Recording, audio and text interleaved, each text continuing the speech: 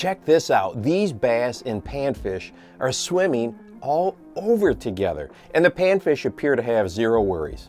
Why? Well, today we're going to talk about this, plus some other things that relate to what's really going on with your fishing lures. Hundreds of hours of filming underwater have made these four truths very apparent to me. Number one, we miss the right zone all the time. I mean, all the time. And we miss the zone one of two ways: by not knowing where our lures are for sure in the water column, and if we are actually fishing on the bottom of the lake where we can feel our lures hitting stuff, we still may have that lure too shallow or too deep. Well, it sounds simple, but it takes some effort and practice to dial it in. Yes, live sonar has made this easier, but a large percentage of you do not have it or prefer not to have it, so what do we do?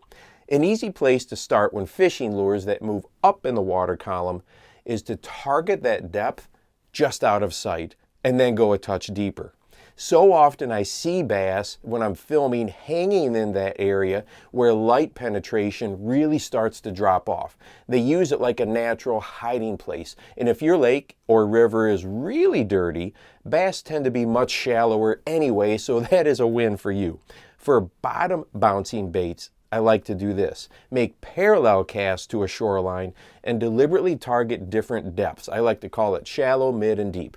The goal is to keep that lure at each of those three depths for as long as possible. This very often signals to you what depth there is a lot of life. Then you can apply that information all over the lake and hopefully stay in the right zone longer.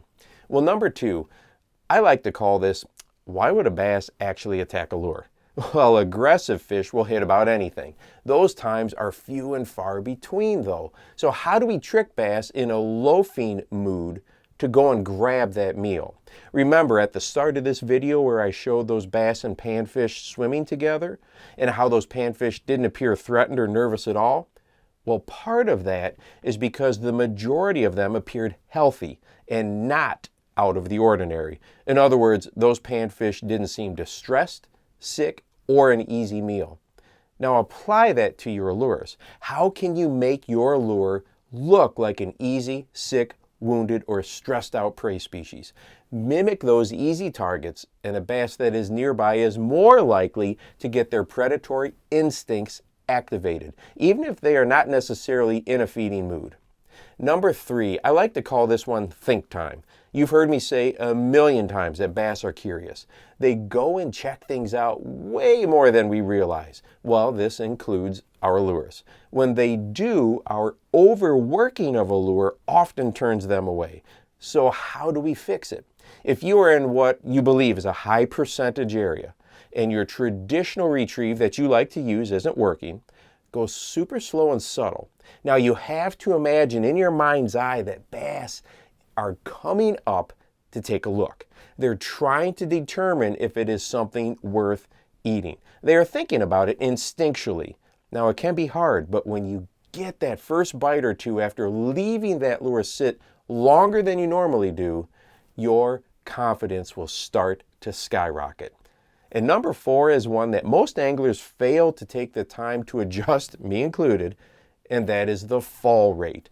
This matters. Many days, those slow and subtle sink rates, like a wacky rig, work awesome. But then there are other days, especially in clearer water, a faster fall rate can trigger reaction bites. The lure flashes by and they just react to it. Now, the easiest way that I have found to experiment with this is if you are able to have a couple of rods with similar lures, but different weights. Work between them until you find which one gets the bites at that given moment or during that particular day. Working around visible cover is often where this excels. Hit that dock with the slow fall, then hit it with the faster fall. Rinse and repeat. When you get that fall rate dialed in, it can make a big difference.